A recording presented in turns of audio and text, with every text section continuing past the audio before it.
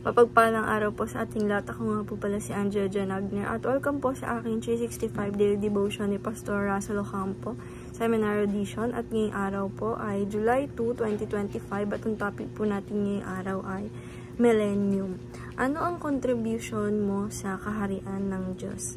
And the scripture po natin ngayong araw is Revelation chapter 20 verse 1 to 6. Na yung sabi po dito sa ating topic na millennium is the millennium refers to the prophesied 1,000 years reign of Christ on earth, make by peace, righteousness, and justice.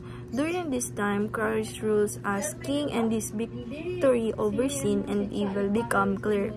It is a season that reflects the fulfillment of God's promises and the unfolding triumph of His kingdom in the world.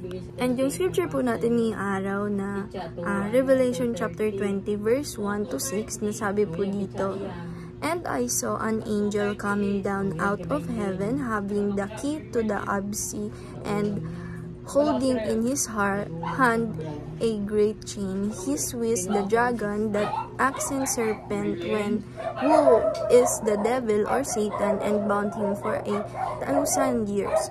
He threw him into a abyss and locked and sealed it over him, to keep him from deceiving the nation anymore until the 1,000 years were ended. After that, he must be set free for a short time. I saw thrones on which were seated those who had been given authority to judge, and I saw the souls of those who had been beheaded because of their testimony about Jesus and because of the word of God. They had not worshipped the beast or its image, and had not received its mark on their foreheads or their hands. They come to life and reign with Christ 1,000 years. The rest of dead did not come to life until the 1,000 years were ended. This is the first resurrection. Blessed and holy are those who share in the first resurrection. The second death has no power over them, but they will be free of God and of Christ, and will reign with Him for 1,000 years. And yung scripture, yung teaching po natin ngayong araw na the reign of Christ is present and future. Sabi po dito na yung reign ng pagkabuhay ng ating Panginoong Diyos is hindi lang po yan sa yung present, hindi lang po yan yung mga 1,000 years ago, kundi ngayong present and sa future. And teaching number 2, the reign of Christ is in heaven and on earth.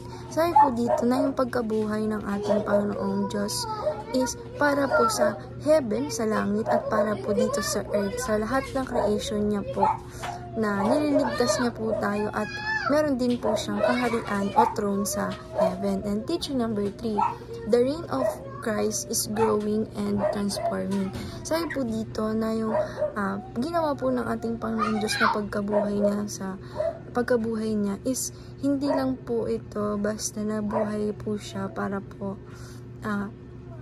bilang Christ, nabuhay po siya para po yung heaven and yung earth or yung present and future is mag-grow, and meron pa pong maganap na transforming o pagbabago.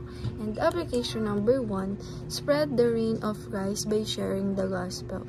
Sabi po dito na spread po natin ipaglawak po natin yung pagkabuhay ng ating Panginoong Hesukristo sa pamamagitan ng pag-share natin ng gospel sa kapwa natin. And application number 2, submit all aspects of life under Christ's reign. Sabi po dito na submit po natin yung lahat ng aspect sa buhay natin under sa reign ng ating Panginoong Jesucristo. And application number 3, seek first the kingdom of God and His reign. Sabi po dito na i-apply po natin sa sarili natin o sa buhay natin na isik natin or ilalaan natin sa ating sarili na dapat na unahin natin yung kingdom ng ating Panginoong Diyos and yung pagkabuhay niya po. And dahil lang po ngayong araw, maraming salamat. God bless.